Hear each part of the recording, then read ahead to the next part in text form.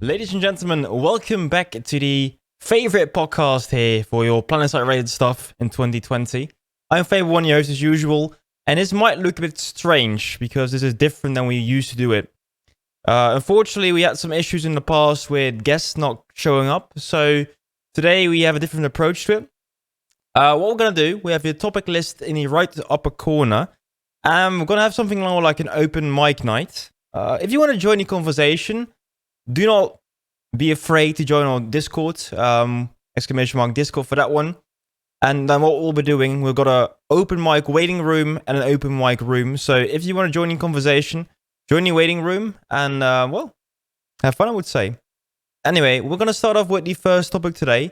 That is the Spiffco Debacle. And, well, we had some issues. We had some big issues in the last week. So as you might know, we got a very big streamer called the SpiffingBrit. And the SpiffingBrit has a quite huge following on YouTube. And when I say huge, I say huge. So he plays many different games, and especially with free-to-play games like Planetside 2, these players tend to show up and tend to play along with the SpiffingBrit. So he was playing on the NC faction, and he brought an army of viewers. And they were playing as the NC on Cobalt. Unfortunately though, all these new players, were below battle rank 15. So what that meant, there was no waiting time for them. So even though it was a very big unbalance for the NC because they were way too big actually, the SpiffingBrit army, Spiffco, well, they could just grow and grow and grow.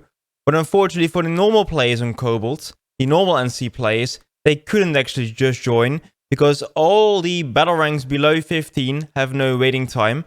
Whereas the battle ranks above 15 do have to wait on the continent. So therefore, what happened, the whole NC was filled with newbies, and the other two teams, the Vanu and the TR, were kind of double teaming all the newbies. So from that moment on actually, what we saw happen was that the whole new player experience in Planetside 2 was just kind of a mess. All the good players were facing off against players that played the game for the first time. And maybe if there was a very good lead in front of those new players, maybe if these players had, if they were held by them hand, maybe they could actually make the difference. Maybe they could actually fight off all the other players. But the SpiffingBrit was also making sure he was putting on a nice show. He isn't the best player himself either. He plays casually. And he was also being stream sniped himself. So from like his point of view, his command point, it was really hard to actually make a difference. And they were with their back against the corner because they couldn't even leave the spawn point. They were in the corner of the continent, and not much could actually be done over there. That was kind of unfortunate though, because these big streamers, like for example SpiffingBrit, do make a difference, especially when it comes to exposure for the game. Planetside 2 mainly needs exposure, and exposure is needed because, well, it brings in new players. And there will always be players leaving the game just because, well, they play a different game now. For example, we got the Call of Duty Warzone out right now. Quite some players from Planetside 2 also just moved on to the new shooter. Different example, Star Citizen just updated with 3.9. Many sci-fi players also play that game. So sometimes it's kind of hard actually to keep the momentum. We got a big update, a big population boost, but those players need to stick to the game as well. So for me personally, having those big streamers play the game, and these videos they get viewed by maybe even a million viewers. So that's a lot of players, potential players playing Planetside 2. So that's something I want to fix in the future, or what we think, what we need to fix as a community in the future, at least, according to me. Because Planetside 2 is a niche game, and I think they want to grow. They want to grow. Communities want to grow. They want to have more servers. They want to have more frequent updates. and therefore they need to grow. A bit like Warframe. Warframe is, I think, right now at a decent spot. Also a free-to-play game. They've got enough income from their, own microtransactions in the game. And luckily for them, they don't have to rely on those big streamers to actually have good content. Because in Planetside 2, the content are the players. Without players, there is no content. Without players, there are no fights. Without players, there are no outfits. So having a good amount of players makes sure there is content. In a game like Warframe, you can play against bots, so that doesn't matter that much anymore. So that's my opinion, guys. Of course, like I mentioned before, if you want to ask anything, !question. If you want to join the conversation, !OpenMic, or just join the Discord. Otherwise, just join us in the chat as well. It's also fine. But I was talking about the one and only, the new player experience in Planetside 2. Playing on live is just like playing against bots. Okay. Fair enough. Not a big difference, is it? But okay, these new players, like I mentioned from the Spiffco army, they were completely new and they get killed over and killed over and killed over again and again and again. So what could have been done differently there? So I think the SpiffingBrit actually announced his event quite a few weeks before, a few hours at least before he actually started playing. What could we have done? Well, we as a community, we could have done a few things. We couldn't really play along these guys. Oh, we actually got someone in the chat right now. Well, let me drag you in. Mr. Thel, welcome. Hi, hello. Welcome. So, we're just talking about the SpiffingBrit. Were you there in Cobalt while they were playing? Not the second time, but the first time. The first time I went on Cobalt, I was definitely there for a bit. Not the whole run, but for a while. So, what happened the first time? Like the same double team? The first time it was just, I think it was the southwestern Wapkin on Inder. No, southeastern Wapkin on Inder. And it was, I think, Feldspar Canyon base, or that tower there at the bottom right. And they were just, it was a bunch of infantry just walking down the road. And, it was just a shooting gallery. It was literally like bots running like along a path that was just put down there by someone. Okay, this NPC is gonna walk on this line and only this line. And you just had to stand there and just hold down mouse 1 and drag your mouse to the right. Like, that was the first time. So you had a lot of kills yourself, or? Yeah, it was a lot of kills. Yeah, it was just... you literally had to stand there and shoot people. Like, they were not even shooting back. Like, it was ridiculous. It was crazy. But was it fun to play there? Like, to kill these noobs? Well, it was fun for, like, a bit, right? It's like, you stand there like, holy, what is going on? It's amazing for a bit. But it gets boring pretty quickly, to be honest, because there's no... You just stand there. You just literally stand next to a building or a rock or whatever, and you have a bunch of things on your screen, and you kill those things. So yeah, it's fun for a bit. You clip like thing and you laugh and you hear the voices in TeamSpeak like, oh man, this is ridiculous. But that's it. Then it's over and it's just normal. Wasn't there also like a big orbital strike spam, or?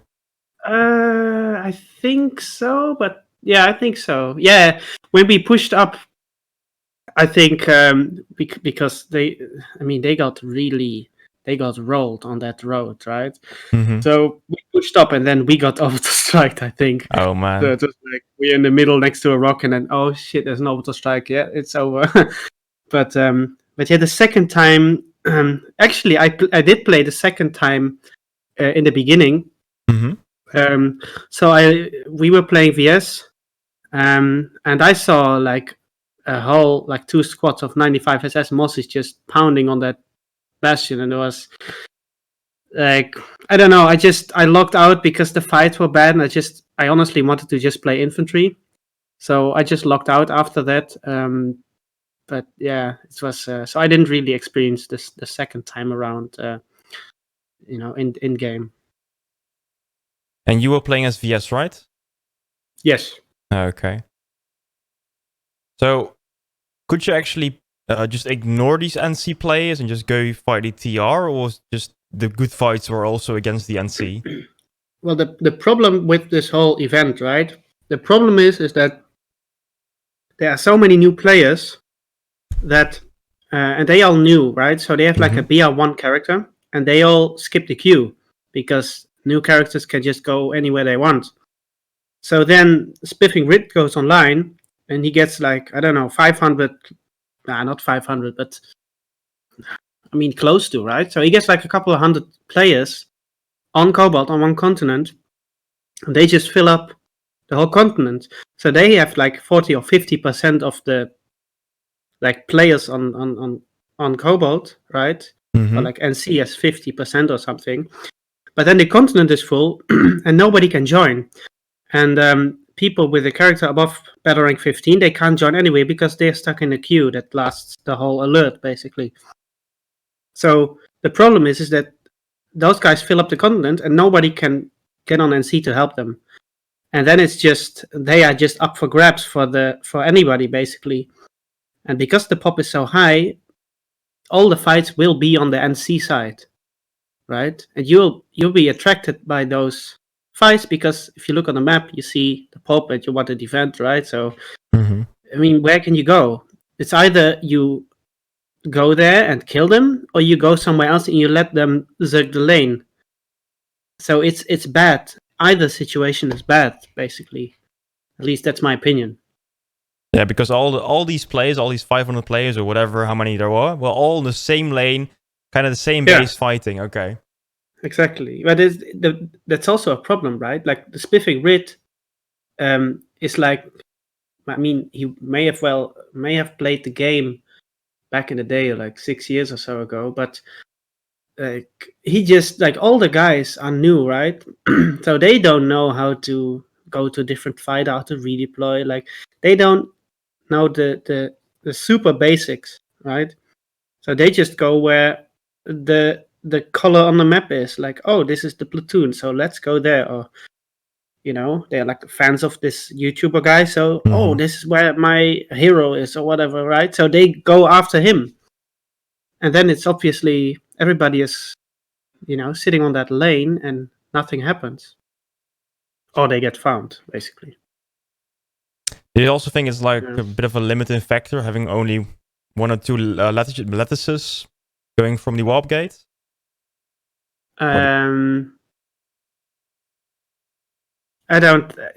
don't think that's the problem here. I think the problem, right? Like that's a different discussion. The lattice system, if that's a good thing or a bad thing.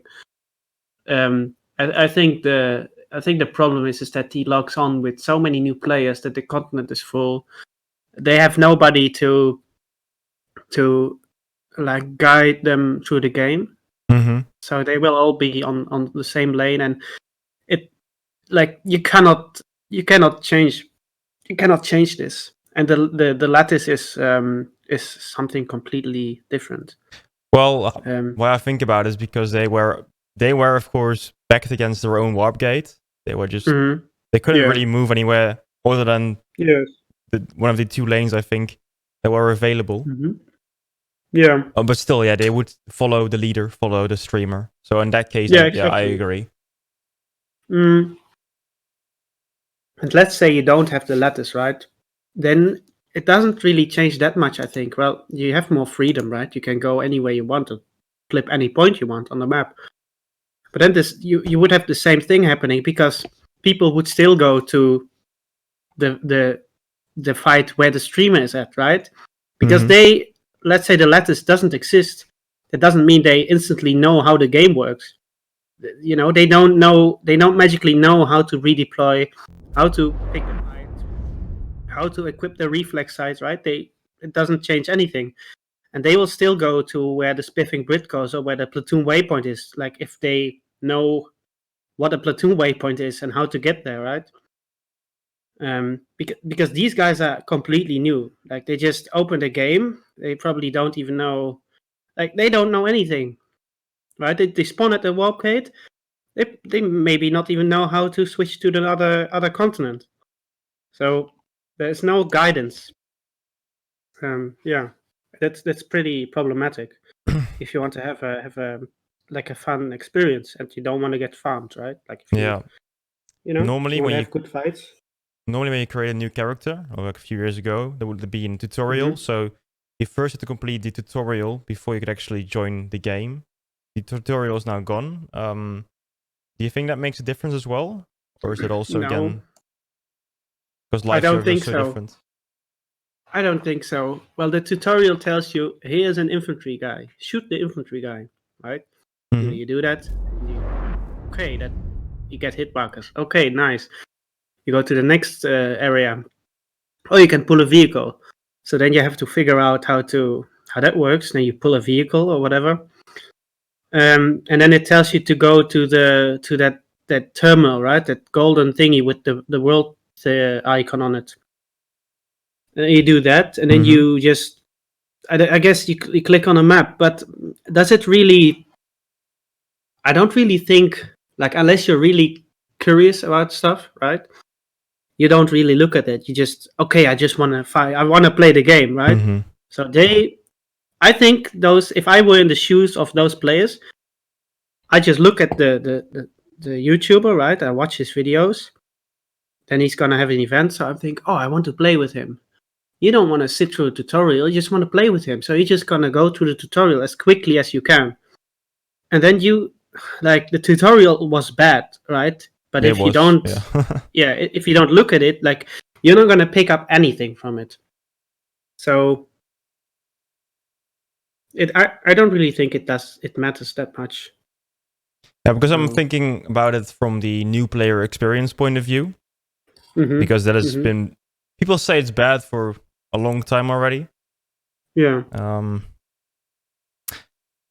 I still have a hard time because there are pretty hard games out there. The majority of battle royale games is pretty hard to get into. yeah, But Planetside 2, I think the most confusing things for new players is where the fights are and yeah, just the UI in general. How to mhm, spawn, how to, yeah, what to do. yeah. I think they should maybe learn these things more better, like in the tutorial phase or when you start the game, have better indications. But I think the game needs to tell players that you can redeploy, you can spawn in galaxies, like the basics, not the shoot at people, right? Like yeah, it's an FPS. Okay, well the that's people another thing, know, right? yeah. Well, that's what I was about to say, right? People know it's an FPS, but when I looked on Reddit the past few weeks, there's a lot of people that say this is an MMORPG, and then when you say no, it's not an RPG, it's an FPS, they just tell you, "Oh, you're try hard." You like Uh, it doesn't like maybe it's me or because I have that letter in front of my name on Reddit, right? But a lot of players that I encounter on Reddit or in the game, they don't really know what's going on, and even if they are not like if they are long time players, right? Um, so but at the same time, right? Like, how do you not know it's an FPS, right? You're first person, you have a gun in front of your face, there's someone else that has the same thing, and you want to shoot the guy, right? That's an FPS, okay? mhm. First person shooter. So I don't I don't understand how people can think that this is an RPG, right? I mean, I guess there's some elements, right? But come on, it's an FPS, I mean, the clearly. Sanctuary makes it more role-playly, right? I mean, Yeah, you got but the I mean, stores, you got the robots, you got the family-friendly environment. Well, family-friendly. Then people start blasting, the voice chat with coffin dance music. I don't know. I mean that's okay. That's okay. Some things are not okay, but dance music is fine. I think. Yeah, I sure. mean, you can mute anybody, so That's true. as long as no explicit lyrics in the dance music, But try to explain a new player how to mute a player in-game. That's so Yeah, hard. those things should also be right in the beginning. Tell them how the voice chat thingy works, and also how to mute players by not pressing numpad enter when they are talking in proxy chat. Like if you don't want to do it through that, if you have to go through the menu, it's really confusing. Mm-hmm. Like I still have to look for it, right? Because I don't do it that often. Like I have to, is this platoon chat? Is this squad chat? Is this, it's all so complicated. Just like it's so, I have to go look at it and figure it out all the time if I want to actually do it. But these days you mainly use TeamSpeak, right? Or do you still use the platoon chat sometimes? Oh no, sometimes. No, it was. I had to look it up because there was. I think we played together for a bit, like a couple weeks ago, where we just were in Honor Platoon, and we were on leader chat, yeah, and Major Dope was blasting the mic, and someone in TeamSpeak said, "Hey, get on leader chat. Major Dope is talking." Oh God, I was god, like, is he back? Shit. How do I unmute him? Because I obviously had him muted because I found it very annoying. Back when he was when I still had him like not on mute. So I had to go figure out how to unmute Major Dope, and then we told him we have 5 platoons ready, waiting for your orders. But it was a hassle to figure it out, and that I think they should simplify that process, and also other things in the game that makes it easier for new players to find a way around the map. Yeah, but also I think Saucebinder mentioned it in the chat. The voice chat is kind of broken right now, so many new players don't even know how to kind of activate it. Sometimes you need to press the button in the menu in the settings, and only then you can actually activate the voice chat. But they need to fix that. It's just in my opinion, right? They should just, and I know, like, I mean, I don't completely know how difficult it is, right? Because this game is pretty spaghettificated, how you say, like, they made a big bolognese sauce out of this one. So they, like, I don't know how easy it is, but in my opinion, they should just iron out some of the things, like the basic things, not the, like, don't make a new weapon or a new this or that for once. Just fix these things, the core issues, right? Because I've seen those Spiffco players around still, right? Some of them kept playing after the streamer or the Spiff stopped playing. You still see a couple of them around, and I'm very happy for that because we need new players and to keep people around. But imagine how easy it would be to keep people playing if this game had good UI and a good explanation, for newer players to actually learn how the game works instead of this is an icon, this is a player, this is a terminal. Like, it needs to be a little bit more, right? Like, come on. It's not that. I mean, I don't really think it's that hard. You can just ask the community, right? What should we do? This is America. Land of the free. Howdy, man. You can do whatever you want. No tutorial. But then you can ask the community, but I think we talked about this earlier. There are different parts of the community. People that say this game is an MMORPG, and people that say it's a shooter. So where do you focus on? Because we're only... Yeah? I mean, it's an MMO FPS. That's what the marketing was back in 2012, I think. It's obviously what the game is. Anybody that says otherwise, I'm not going to say the word on stream, but they should take a hard look at themselves, what's going on up there. But yeah, if there's anything.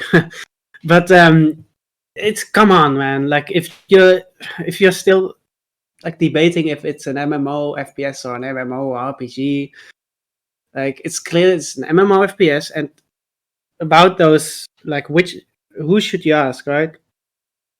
I still think that you should ask the players that know the game works, the quote unquote the good players, right? And then you have a bunch of players say, yeah, but the casual community is so big. And I mean, everything is casual in this game, right? But that is their tutorial. Yeah, that's also a thing. Yeah, that's a very good tutorial, but we need a bit more because not everybody will stick around. When they die over and over again by that one annoying airhammer guy. It's an RTS. But Mr. still, GS even though there are many people that consider themselves to be quote unquote good in the game, but still have different opinions. Have you, for example, seen Mike from BHO leader, Mike 33? I've heard things about him, yeah. Well, he has a very opinionated opinion, but different than, for example, people like Osprey or people like Nicky G. And I consider the last two as a reliable source, as a yes. If I was a game designer, I would listen to these guys at least. But then again, there are game leads, outfit leads that talk to numerous people that have big outfits, and they also kind of know what's going on within their community, what they want to see. So it will always remain hard, and I always feel people that will be unhappy people. But you mentioned your letter in your name, T, the T from Toxic Zerg Service. I've heard these guys got quite some flack actually because they were, ruining the experience for these new players from SpiffCo. Oh yeah, it was what people said on Reddit. Yes. How did you guys see it yourself? Well, the second time around, as I said, I only played for the beginning and I just observed. I didn't really I logged off after 5 minutes, literally. I just saw a ball of TR attacking that bastion, like loads of TR, right? Like half the server was with Mossies like flying to that bastion. You saw like 100 traces through the air. And then when you go on Reddit later, like we were all on the Hydra TeamSpeak at the time. I'm not sure though. Could have been also the MTech TeamSpeak.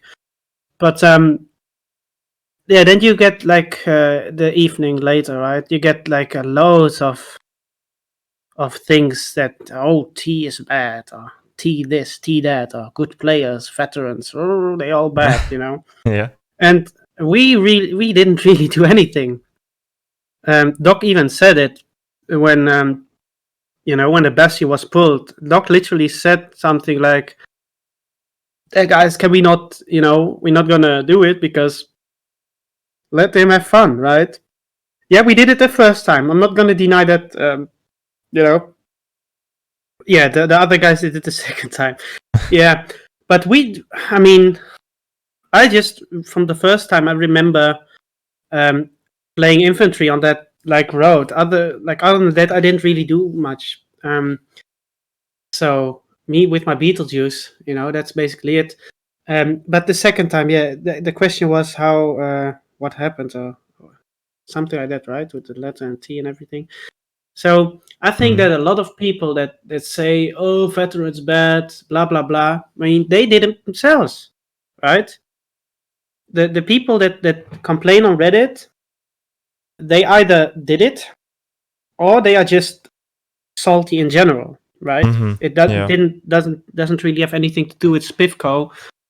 It's just that Spiff did this event and they were already salty about T or T is ruining Cobalt or whatever, right? And they just took the opportunity to, lash out, to say a bunch of bullshit basically, and say, "Oh, this is all like you are ruining their fun," even though we didn't really do anything the second time around.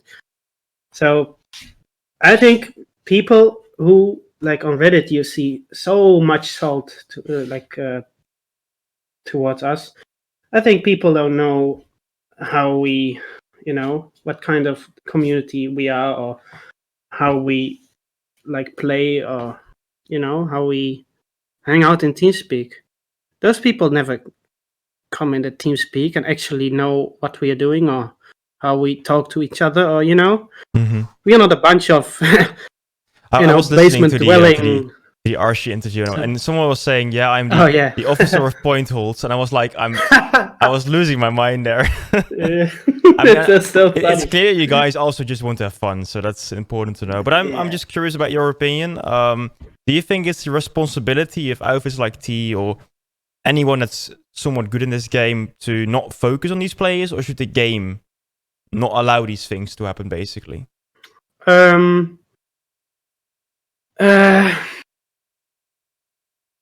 Yeah, that's a difficult one. I think on the one hand, it's really beautiful that like Planetside has this sandbox thing to it, right? That you can do basically anything. But on the other hand, I really want to also have a game where it's not that much of a sandbox, but just Planetside without the whole sandbox thing. I don't know in this regard. I just want like both. Yeah, the lobby system, instance 6v6, 12v12, and also this live play thing. But that's another discussion, right? But I think T is relatively responsible in this regard, in contrary to what people believe. I'm not saying we are always, not everybody is as morally, how do you say it? As moral as, Jesus himself.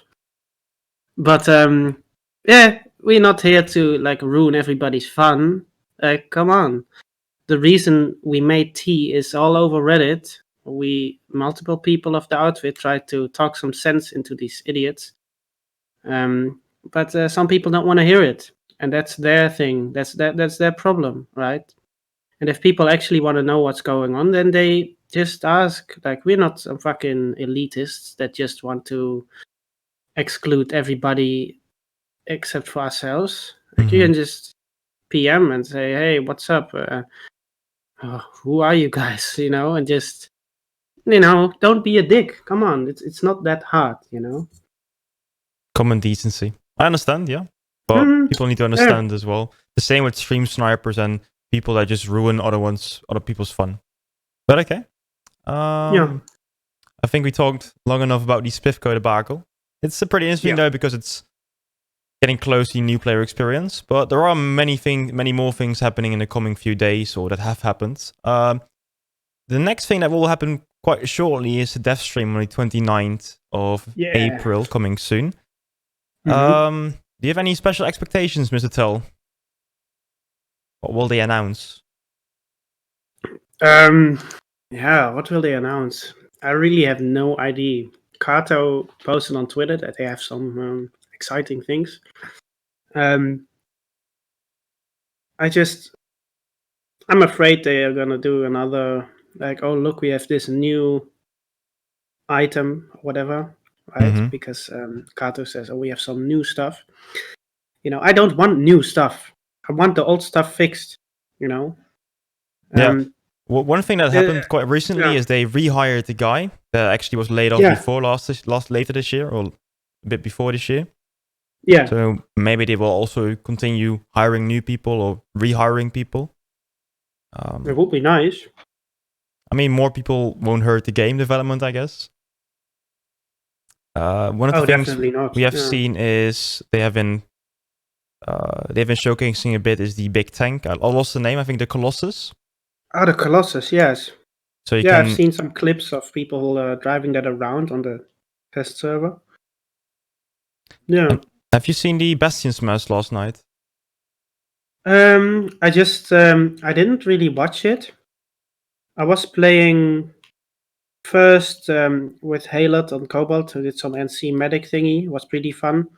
And afterwards, I bottom fragged in the scrim. I was one of that 90% in chat, I didn't really watch the smash. I only saw the 5-minute clip from Essing. He posted something on YouTube. It's a private video, but I watched his clip. It was pretty ridiculous, the amount of people that couldn't fly. Yeah. So it looked really fun for people that have 10% knowledge about flight mechanics. I don't know how much fun it was for for everybody else, right? Like, I guess it's a spectacle, right? And you see these It's a bastions spectacle. and it's amazing, but I don't know how much fun it was from a gameplay perspective, you know. But I also don't like. It's hard to tell because I think a lot of players that don't know what you can do in an ESF think it's bad what they are doing because they don't know, right? If you don't know how green the grass is from the neighbors, you're happy with your own grass, right? So if you don't know how you can fly really well in this game, then you're maybe content with your own flying. So maybe it was really fun. I don't know. One of the big Yeah. changes, one of the big things they tried out with this event was actually doing 3 bastions per site instead of just one. Mm-hmm. Maybe Yeah. that's one of the things they can bring over to life because it was it was rather successful. There were some glitches with 3 bastions per site, but I think it might work. I don't think it will actually happen often because there are not that many outfits that are able to pull like a daily bastion, but maybe a It's few. not that hard, to be honest. T could pull a bastion every day, easy. We just didn't do it because at some point it was just boring. And we had too many people sitting in the bastion than playing on the ground. Mm-hmm. Like, we actually lost infantry fights because we had not enough people sometimes. Like, people were just sitting in the bastion. Wow. But we could pull a bastion every day easily. So I think, especially for the bigger outfits, right? Like, that have people online all the time, they could pull a bastion every day. So I don't think that is a problem. Yeah, that's true. For the bigger ones, Mm, especially, yeah. but it would be. I mean, you mentioned that some glitches happened, right? Yeah, Now on sometimes a Jaeger, few this bastions is fine. disappeared, but they might Oh be able to yeah, fix that. yeah. But Well, see if that. you worked for your bastion and then it disappears, that feels really bad.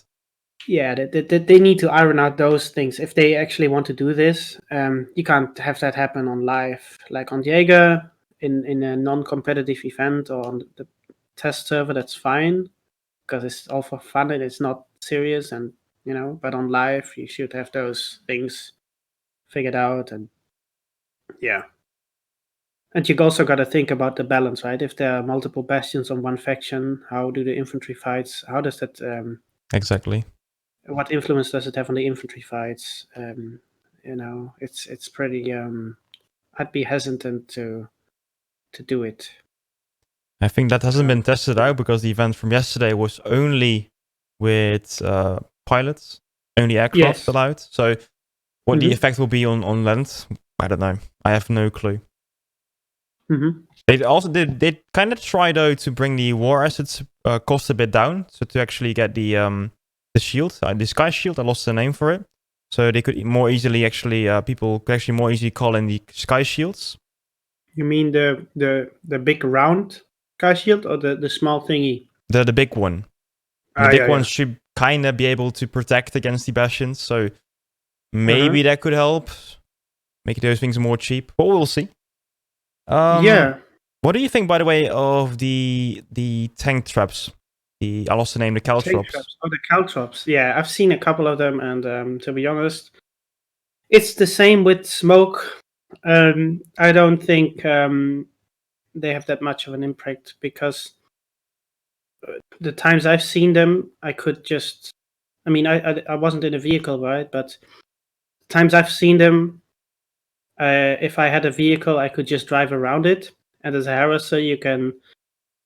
I mean, it doesn't stop harassers because a harasser can just boost around it. Like, let's say there's a hill next to a caltrop, you just boost on the hill, right? You're Mm-hmm. around. And for a tank, maybe on Hossen, right? Maybe if you have like a narrow like pass on Hossen, that you put like 3 caltrops on the road, and you don't have a Mac rider, yeah, it could maybe work. Um, but no, I don't think it's effective at all. Mm-hmm. Yeah. And it's rather a cosmetic thing, and hey, look, we did something, then it's actually useful. So yeah, I don't think those are like like a Understandable. worthwhile They time. brought some more things in the April update, like the Tranquility Gun. Have you tried that one out yet? Oh yeah, I did try that one out. Yeah, that's a touchy subject. Is it overpowered?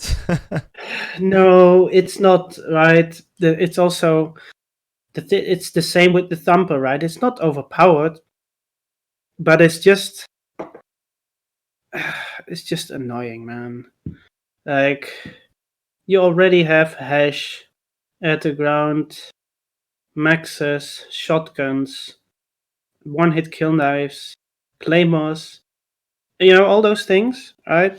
Cortium bombs now. Well, that's another thing. And then they add a thumper with more splash damage, and then they add a tranquility, a rifle that just reduces the movement speed of players that are hit. Like, come on, guys, what is going on with that? The tranquility offers no new experience. Okay, the player that shoots the gun is just a vandal. That shoots a little bit slower.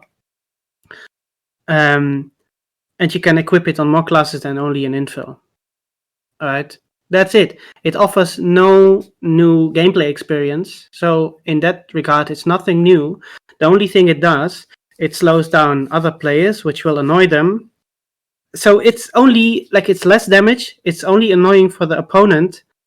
And if you hit some Hydra guys tested it on PTS the day before it got put on live. If you put a conk on a max and you shoot it with 2 tranquilities, the max can't move. Like, you're literally stuck in place. And that's just completely broken.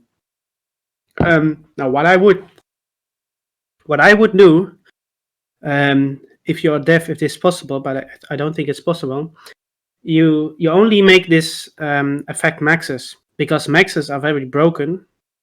So why don't you just use that weapon for anti-max, right? Because an archer, an archer only works when you have 2 archers and the max is if the max is actually brain dead, right? You can just kill it with 1 Engie and an archer, okay? Because the max doesn't back up. But if you have 2 archers, it's already different. But still, that's 2 people that run an archer, and there's 2 people less in the squad, 2 less people in the squad that have a weapon that could kill other infantry. Now, if you just make the tranquility only affect maxes, you actually have a counter against maxes, and it's legit, right? You can actually do something about it. But the problem is I heard that it's just the conk effect, right? Like a reduced concussion grenade effect on the tranquility. So I don't know how tweakable it is. If you can actually make it only affect maxes, because if it is the same effect, I don't know. But that's what I would do if I had the opportunity to do so. Then it would actually be fine. If it wouldn't affect infantry and only maxes, that would be the ideal solution to me. Interesting. I think there are some tweaks to actually have some kind of multipliers to only affect maxes, but how do cognades currently affect maxes? I have no clue. I think the same as infantry. Yeah, in that case, might be hard. Not sure. But did you like just overall? Did you like the April update or? April was Cortium Bomb, Tranquility, and the little Sky Shield, right? And the Cortium Bomb. Yeah, okay. No. No. No, not really. Okay, that's possible. I think the only nice thing I think is the shield, right? That's a very nice thing to have.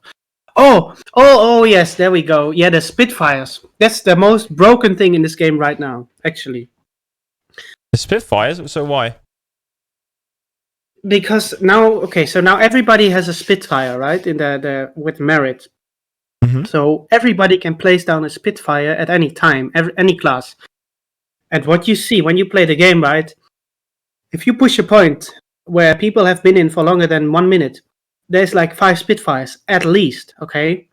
And you peek a door and you have 5 beep beep, and you have 5 things shooting at you. 5. you cannot flank anymore, right? You cannot flank, you cannot peek a door, you can't do anything. So first they added routers a while ago, right? Yeah, Spitfire go chuk chuk chuk chuk, beep beep. So first they add a router for the Zergfits that want to sit in a room and crutch on a router and not have to walk from a Sunday and actually fight, right? And now they add Spitfires, so people don't even have to shoot anymore. And the average damage, like I find Spitfires way more annoying than the average player. Average player, he doesn't know what's happening when you go in from the back, You kill 2 guys, and then the third guy's like, ooh, something happening, right? Mm-hmm. Yeah. And then they turn around and they also get killed, okay? And then you have like whole squad looking at you, and you should get the hell out of there, okay? But a Spitfire, you peek a door, 1 centimeter of your body is visible. You have fucking 5 of those barrels looking at you, And exactly, Tilla Splat. You have to shoot the whole mag into a Spitfire to kill it. So by the time you killed 1 Spitfire, right, and I'm not even talking about the other 4, everybody is looking at you because you're shooting, and it's not like 1 shot, right? You shoot the whole mag. So everybody knows because the Spitfire's beeps thing goes off, and you're shooting, and the others are shooting at you. Yeah, and then you have the whole squad looking at you, you're dead, and then it's the same thing. You cannot do anything. It's like, it's just more stalemate. We don't need stalemate. We need fights. We need movement, okay? So we it's a need big exciting annoyance to you. gameplay. It doesn't add anything to the fight, it's only annoying. Yeah, it's only annoying. It's like the Tranquility, right? It's the same gun, a little bit less fire rate, slower movement. It's not a new experience at all. Like, in my opinion, it's wasted death time because it doesn't make any difference. It's only annoying for the player that gets shot, and for the player that's shooting the gun, it's only haha, he can move. But you're not doing anything else with that. You can also play Vandal. Overall, do you like the idea of having a tactical slot? It depends what's in there. Like, it depends. I'd need to see what is in there. I don't know. Like, I think they can still add so course. many new things in the future. So this is more like a test as well for them to see how it works. But maybe. Anyway, in the meantime, we got a new guest in the open mic. We got Shrimp. Welcome. Hey, man. Hey, Phil. You still want to say something about the Spiffco? Oh, yeah, story? yeah. Sure, please. It's not long. It's not long. So I didn't realize this because I've been busy doing uni work, as you know, it's that time of year. And apparently, so we know that T are being accused of farming SpiffingBrit, okay, if that's just what we're going to say. Now, I didn't realize that I specifically am because I was drawn attention to SpiffingBrit's killboard. Now, can I just post this in global chat for you? Yeah. That Sure. post. Okay, so there's his killboard there. Now, if you look at that killboard, I'll wait for you to get it. You can put it on stream if you want. And that's his deaths. So for those of you who don't know, Fizzu, this is going to show you how many times the most deaths he's had to a specific player. So you can see my character there is number 2, ShrimpeHX. Okay, that might be just gone there. Deaths. I think it's on kills. Yeah, sure. Yeah. There we go. All right. So you see number 2 there. Oh, look at that. Oh, he must be farming him really hard. That's bad. Now, yeah, that looks bad. Now, I'm pretty sure you can go back because I don't watch really SpiffingBrit's content. I haven't even really noticed it. You can go back on his stream and you'll see I probably never even killed him while he was streaming. Now, here's the thing. That seems like, wow, that's a huge percentage. Now, to give you an idea of why I don't even think it's even relevant, if I link you this one, now this is my kill board and this is the number of times I've killed. So it'll show you from the most how many times I've killed the same player. I've killed a guy like 45. Look, if you can scroll all the way down, there's only 2 people on that list who I've even killed the same amount of times. 3 people, sorry. Like, I'm sorry, but your idea that because I've killed them that many times, like, no, it's not even significant for me. I kill most people more than that. So why does that prove that I'm I'm hunting down these people and giving them a bad look. There's a guy there with I've killed that guy 45 times. I haven't even recognized him. But I've managed him to kill him 45 times. Apparently, so why would you think it's significant? I've killed someone 7 times. It's 7 nothing. times nothing. Yeah. It could be at a base. You could be at one base and he just happens to be in the wrong spot. You just kill him 7 times and he gets revived. That's not stream sniping. That's just how the game works. So nothing. I'll leave it there. I think that should cheer, But wait a minute. People have been personally harassing you because they think you ruined this experience. So as far as I'm aware, I haven't been like, no one's come up to me and said, oh, you're doing this to this guy. And no one said that to me directly. However, I was drawn attention to, I think there's one guy on Reddit who even Reddit's downvoting him, who is like saying report all T players to customer support. And I believe he mentioned And also, I've just noticed Rogue Wolf said, how many kills is in a long stretch of time is the question. This character is not that old. If you look at my actual, like the days I play on this character, I'll play like a day and then not play for a while, a day, then not play for a while. New. Yeah, because I only made it for Outfit Wars and I haven't really played since Outfit Wars. So, like, the actual session times are nothing. I can kill a guy 7 times in the same base, just normally. That's kind of normal. Nothing extraordinary. Because as Thel said, some guy could just be getting chain raced and I could just be killing them. Like, I know what you're coming from, and that is an important statistic, but I guarantee you, like, it all normalizes around the same. Again, that should show you how. And I don't focus these people. I just happen to find them like when I'm playing, because I generally spawn into defensive fights where the enemy are overpopped. I don't care who I'm fighting, right? I will spawn into a base which is 80% enemy. And if he's going round, or if someone's going round in a big Zerg, the chances are, via that logic, I will be at that base. Mm-hmm. I don't care if that guy's a big streamer. I don't care if he's just a Zerg fit. I will go around. And chances are, because I kill a lot of people in tier like this, they just happen to be part of the casualties. And it's just another player. It's just another model that walks on your screen. Yeah, I don't. It's not like I'm. Yeah. Anyway. I mean, the game kind of forces you to go there. Oh yeah, it forces me. It's like, where am I going to go to all these fights where like we're overpopping, or am I go to the defensive fight where we're being heavily underpopped? I'm like, oh, of course I'm going to go there. Yeah. So it's kind of like a bit of confirmation bias, the whole thing. Like, it would only be true if you actually have footage of you and of him, where you can see that it's obvious that you're doing it. Like, let's say he's in a fight with NCTR and you're going in a PPA and you kill him. Then it's stream sniping, but it's not how it works here. Like, you just kill him with an Orion or whatever gun you're using. It doesn't, like, it's just another fight. Mm-hmm, exactly that. I think that's just like some important info. Yes. Yeah. Yeah, that's I think the problem with the sandbox. They just throw people in together. There is no matchmaking, and I don't think Planetside will ever get matchmaking. Maybe that will be the next update. Please, Daybreak. Make it happen. Make the sanctuary work for us, please. Would be nice. In other news, we got some new Outfit War update coming up. So they have thought about the qualification. And I got 2 people from T in the squad, in the team sheet, in the chat right now. Are you guys going to play again? So, do you know the changes to the qualification? Because what are they doing to change it?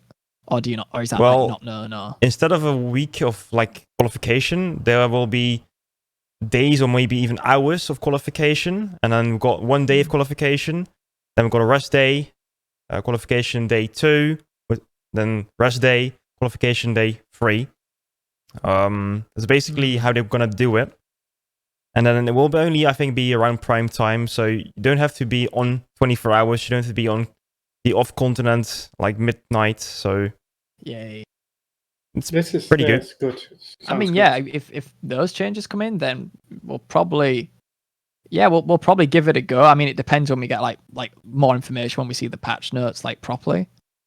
But if that's the direction it goes in, because I said before when I talked with Ashi about the stuff, he said to me, "Would T play it?" And I said the same thing as we've all said. In the existing state, we just played it in no.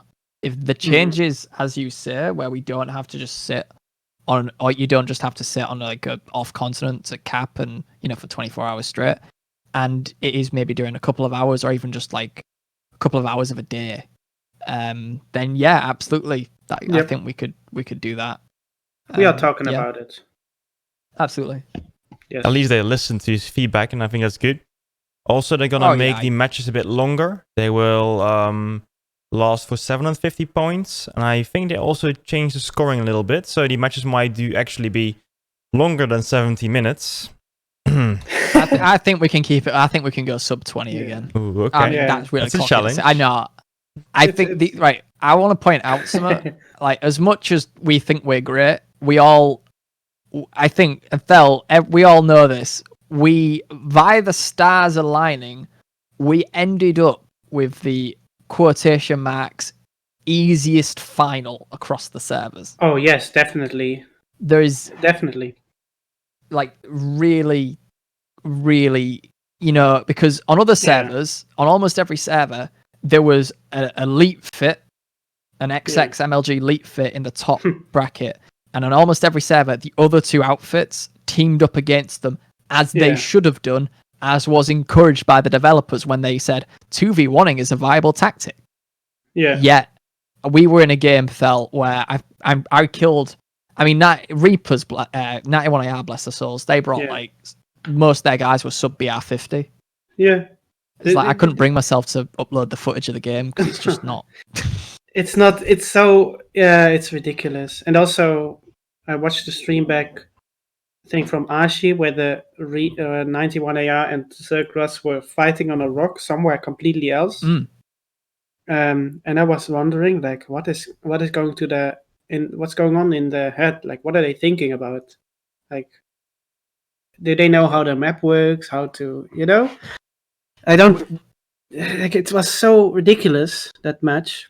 We'd started out at the end of the qualification phase, like, look, we could get double teamed. And as time went on, we were going, hang on a minute. Because we thought Zeg Russ could have pulled people like the LPS guys from Miller. Yeah, they could have pulled some really good guys. And we were like, okay, they're going to be an issue. And then all it takes is 91AR just to focus us a little bit more because we've been making their lives hell. But, like, none of that happened. Yeah. But we were preparing to be 2v1. So all our tactics, like, we went in there, like, really sweating our asses off, like, making sure we'd done everything right, and we were playing that, like, as we would, playing it very competitive to a high standard. And what happens is the enemy just don't, and it looks even worse. Yeah. Like, we weren't doing that, like, oh, we're going to BM, these guys are easy. We went in there expecting competition, and we just were a bit, yeah, we were not going to meme. We were going to go for the base cap, like. But it would have, I think it would have been like, people were saying like, oh, it's disrespectful, whatever. Like, I think it would have been disrespectful for us to meme. Like, it's a competition. Yeah. Don't blame the guys who took the competition seriously. Yeah. Blame the other guys for not taking it seriously if you wanted a longer game. Yeah, but that's easier I'll be to glad, do, right? yeah. It's easier I'll to just say that we are toxic then. Yeah, well, that's the narrative. That's the narrative that sounds good because we're not the underdogs in that scenario.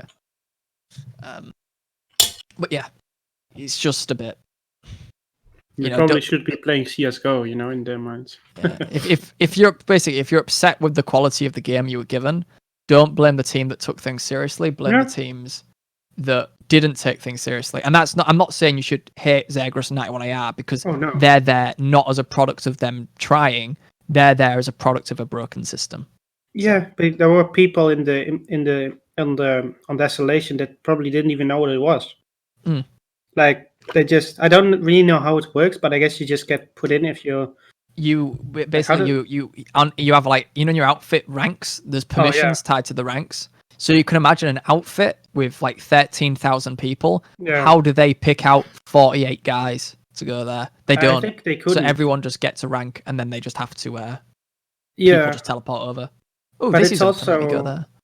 It's also a thing that apparently if I've heard this that 91 AR members, if they open the member list in game, their game crashes. Yes, yeah, that Because happens. there are Like so outfits many of like players. 8,000. Yeah, that Yeah. happens.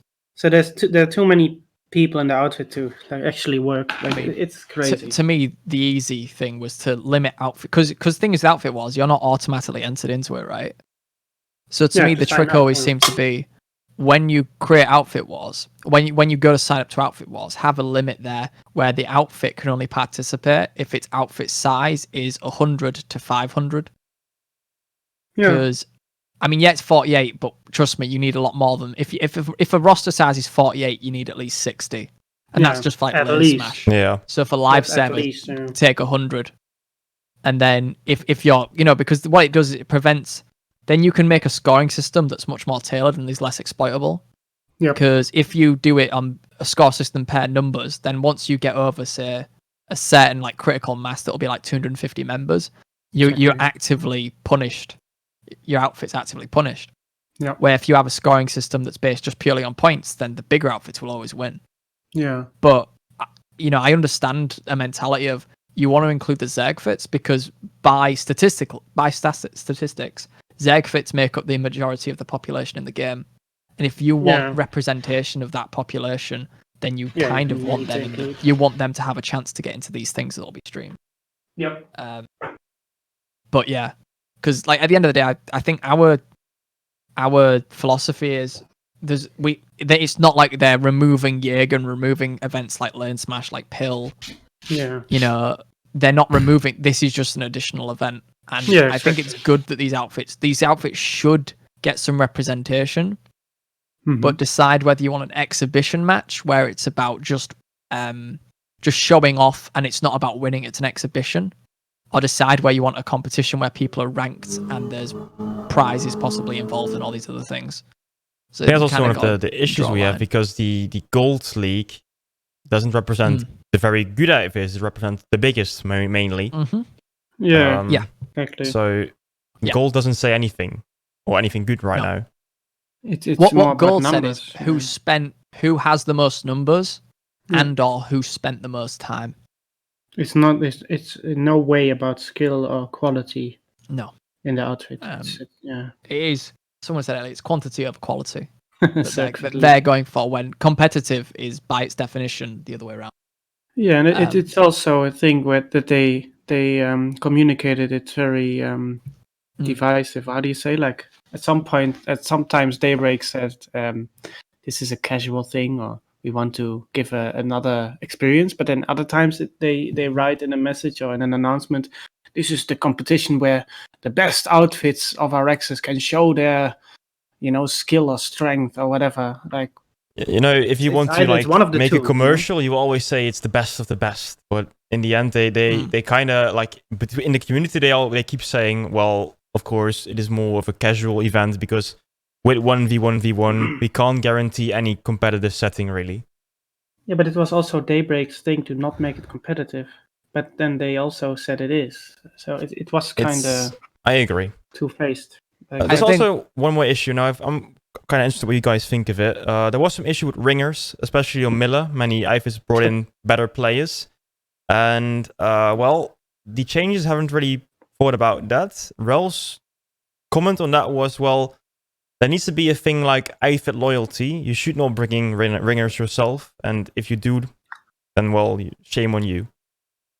Yeah, but the thing is, in a weird way, what outfit was, or what a problem with this game is that there's a big divide between the big outfits, like say, like BHO, or like other just big outfits on every server, and them small elite outfits, or the elite players. And when you bring in ringers, a positive effect you're having is that you're in a way especially if you don't bring in like loads of ringers, but maybe like you bring in like a couple of squads. Hell, you even bring in loads of ringers. You actually begin to have those players, the players who would normally avoid each other or not talk to each other or not communicate, they begin to talk with each other. And actually, sometimes you realize, on the case of these guys who kill me, they're not dicks, they're just good at the game. And at the same time, these guys who are bad, it's like, these guys are bad, but they're smart, they're not dumb. They're nice guys. So that's a positive side. I mean, I don't think the ringing should happen, and there should be systems in place like a period where you have like a roster lock. Yeah. But implementing that in the game could be really hard, especially if you've got like issues with outfits crashing, or it could be like some guy joins the outfit, or he leaves the outfit by accident and then he's joined back. Does he still count? But like the whole ringing thing, I don't think it's as bad for the game as people think it is. I actually think it has a positive effect on the game because it causes those players to mingle, at least. Even if they're not going to join those outfits officially, they'll mingle and they'll talk. Yeah, and it's like, oh, this guy who kills me, he came over to my faction and won this thing for me. Cool, that's amazing. Thanks, man. And you build that relationship. Yeah, cool. I agree. One of the goals also of the outfit wars is that they want to make sure the bigger Zerg is actually split up a little bit to actually have the 48 player fights. If that makes sense. Yeah, but has it worked yet? I haven't seen it. If they want to split the big outfits up, then you implement a player limit on your outfit. That's it. Like a hard limit. Say a max of 1,000 players. Or not a player limit on the outfit, but a player limit to qualify for outfit wars. Like I said, you click the button. Yeah. Because you don't want to just break up big outfits, because that could break loads of features in the game. There are actually changes for that, because what they're going to do with the qualification phase, they will look only at the top 10 players. You mean in the outfit, or what you mean on the base? Let me quickly get up the patch notes. Also about Paint Ghost, what you say about that you would like to see TB way recursion match. Yeah, I don't think the whole 3-way thing would be fun though, because a faction will be double teamed. What will happen would it be, though? is there would be an even fight between T and B way. Trust me, we tested this. It would be whoever recursion decides to attack would be the problem. Would be in trouble. That recursion would be the deciders of that game. Yeah, it would be not more because they're the best, but because I actually think they're the weakest, based on what we've seen so far. So I still don't understand how they lost that Connery match. Like I really, I was confused. Yeah, I mean they got double teamed, I guess, but how does that work, right? I think it would be more interesting to see like a lane smash type of format and to see those outfits go in a 1v1 and not a 1v1v1. I think it would be much more interesting.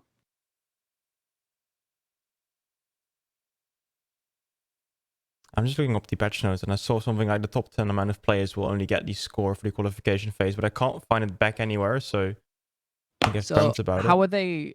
So the top 10 thing obviously comes from the player-based score leaderboards. Sorry, the base score leaderboards. Mm-hmm. But how are they determining the top 10? I guess it's the top 10 in terms of point scorers. There we go. I will just quote them. We've removed the emphasis on base ownership over time and refocus on scoring for the qualification phase on the combat taking place instead. Instead of gaining static value, either by capturing a base or owning it as a resource take up, the eligible score of the top 10 players in your outfit is now combined to reward you with your outfit war score on a successful capture of or defense. So, still not enough information how they will actually... That sounds like the same thing we have now, where we take, where instead of it, say if you've got 50 people in the hex, only the top 10 are then counted towards like two scoreboards. You've got the base scoreboard with outfits ranked, and then you have the actual player scoreboards, and then you add up the top 10 players with the amount of points at each base, and they contribute to where the outfit ranks on the outfit scoreboard, which you can imagine is hidden, and then and I want to point out on like the 1v1v1 thing. Now, you would think of all my experience, and I'm just going to say I've got a lot of experience in competitive Planetside for those who don't know, but most do now, probably. The 1v1v1 thing, I think it's a bit unfair to say that it's not competitive, right? And trust me, I agree for all the reasons you say it's not, right? Trust me. But if you think logically, this is implemented into the main game. We have 3 factions in Planetside. And I know, and I will tell you now, for pure competitiveness, yes, it should be 1 versus 1. Okay? Of course it should be. But the reality is they have a game and they want to play to the game's niche. And the game's niche is a big 3-way. So I think, of course, you're going to have a 3-way in the final, because it's not meant to be. If it was meant to be the only competitive way, like we should go forward with Planetside, Jaeger wouldn't be a thing anymore. They would have taken that offline and said, no, you're doing this. The point is, it's meant to be. I think they want it to be more of an exhibition match than it is a competitive match. But in order to generate hype, they're branding it competitive. And I like the genuine reason they're doing it. It's not because they think it's competitive or they think it's the best way to do it. It's just that it makes a lot of sense to get people into the format, because it's less alien than taking them to a server where we lock all of the bases and say, now you're going to play down these exact bases and you can only do this and do this and this. It's a lot less alien. So when people, I mean, the idea of this is that they televise it, they put it on Twitch. So if people come along to Twitch, it's a lot more like the live server gameplay they're seeing. That's the whole point. It's ESPN Saturday night. Yeah, it's meant to reflect live server gameplay before it's the most ever competitive, format. Because on live server, double teaming is a thing, surface area is a thing. In a lane smash, it's just one lane, and I love lane smash, right? I'll be the first to say it, but it is sterile. It is very sterile compared to the live server, and that's kind of what makes it good. But if you want to make a big exhibition, which you stream and you promote, then maybe you do go with the 3-way. So, Well, the issues we have seen on many servers that many Zergfits actually won the Outfit Wars, and that's fine, but that's mainly due to external factors that are not into play. It's not because the Zergfits had the best strategy or had the best individual players, just pure luck. So that's, I think, the biggest issue with people calling it competitive. My suggestion would actually be to make more kind of like a scoreboard. So every time an IFIT wins an actual IFIT war, give them 3 points. And if they actually consistently win matches, then you're actually sure they are, or you can be more sure they're actually a good outfit, or just it's pure luck they won a match.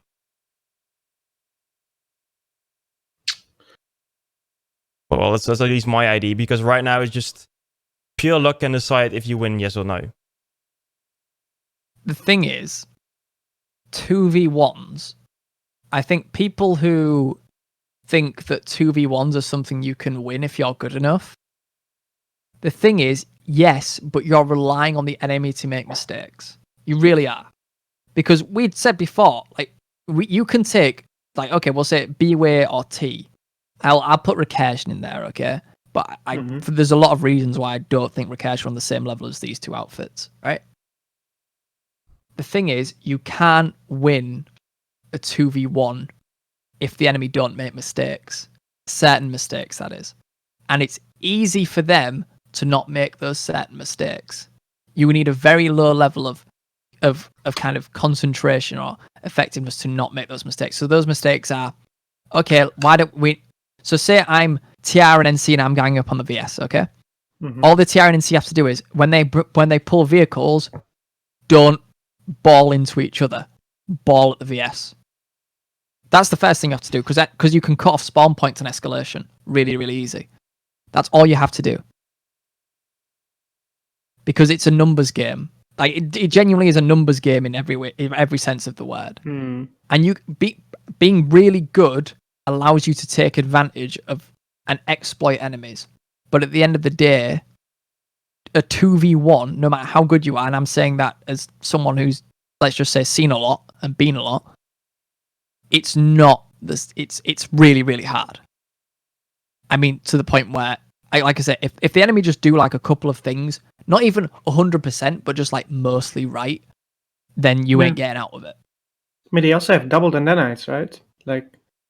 Because you have two teams with the same, they're on the same amount of nanites basically. But you have two of them. So if they double team you, you cannot out. You really need to play well, and they need to make all the mistakes for you to win. Otherwise, it's impossible. You can control the caution farm. That's what you can do. But nanites do regenerate again, I think. And Anyway, good discussion. I don't know how it will work out. We will see, I think, on the 16th of May. Then the second round of Alpha Wars will start. It's going to be a spectacle. I think the many people want to see Planetside in its true potential, like 1v1v1. People like to see that, I think. So I guess, yeah, will be fun, I hope.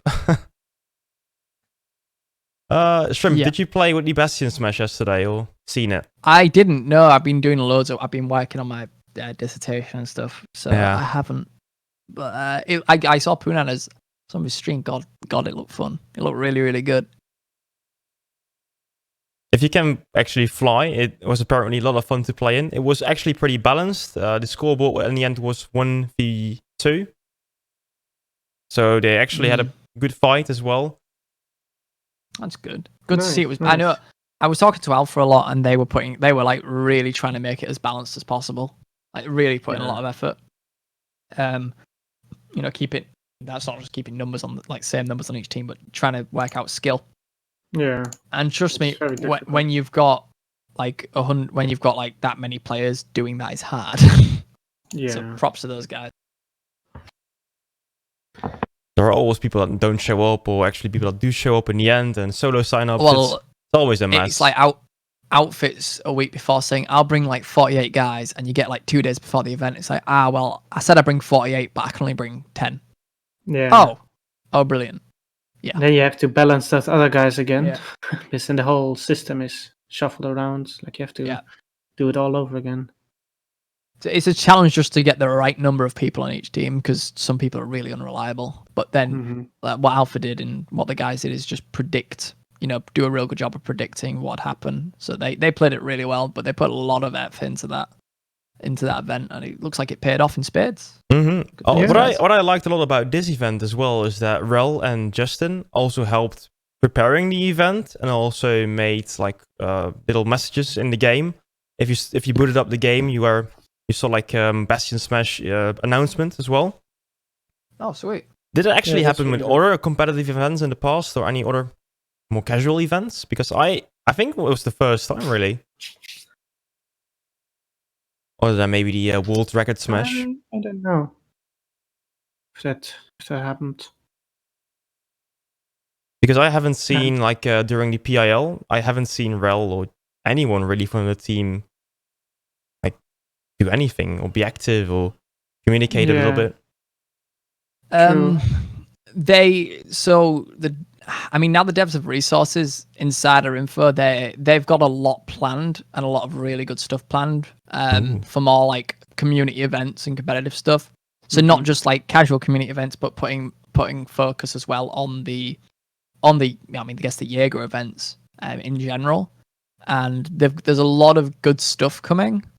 Because, part of the reason was when people at Daybreak were laid off, we lost people like Nick, who were like vital for communication and helped us get stuff done, even when they had very, very little resources. So what's been great is we were a bit wary of that. And even right now with all the going through the lockdowns and everything, and, people be having to work from home, they've really stepped up and are really, really cool.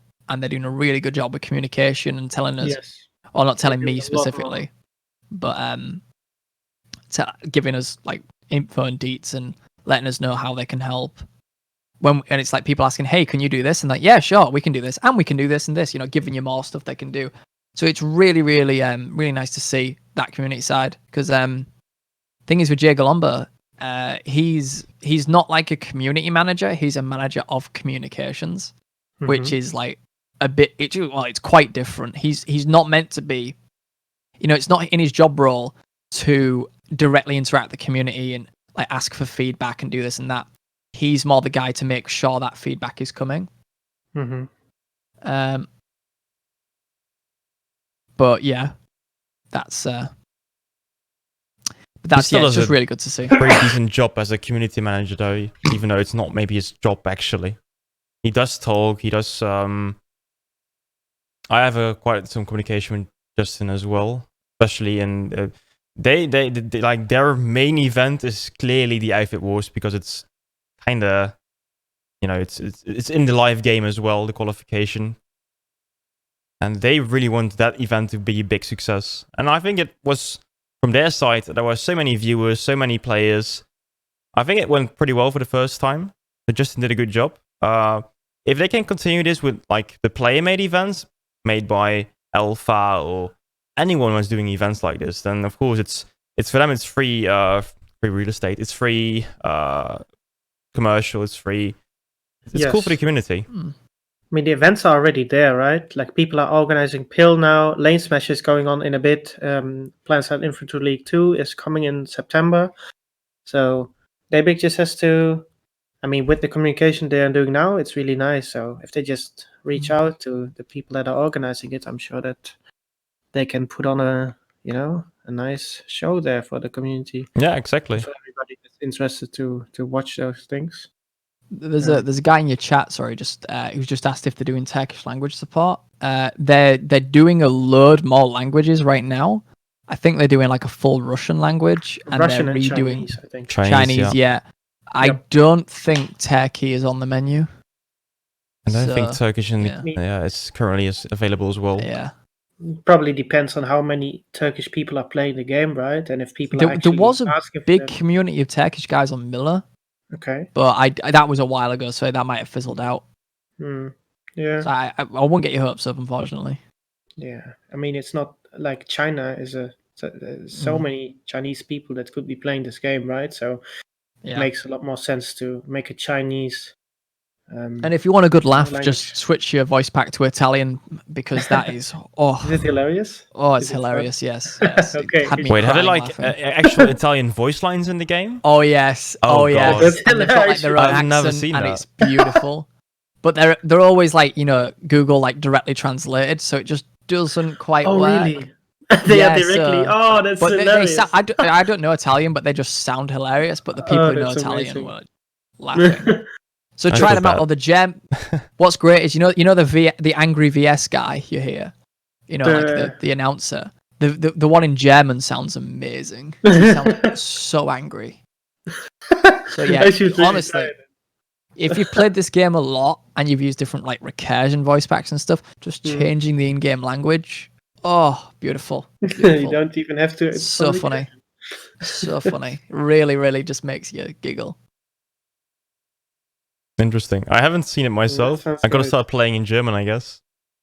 Oh yeah. Okay. Definitely do Italian though. Oh, Okay. that's I'm truly curious something now. special. Oh no, seriously. You do a stream with it. Do a stream with it. It'll be fantastic. Oh, that's the. Good tip. Okay. I think we had all the topics for today. Thank you so much, guys, for joining in today. And for anyone watching right now, there will be an OpenMic as well next week. So if you think I have anything to say or anything to talk about, let me know.